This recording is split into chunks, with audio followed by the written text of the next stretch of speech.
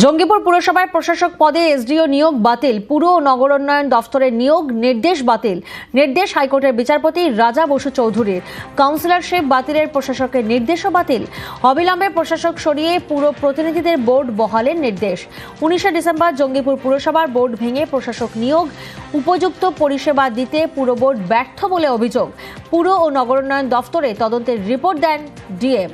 24 December নির্বাচিত কাউন্সিলরদের বদলে ওয়ার্ড কোঅর্ডিনেটর নিয়োগ।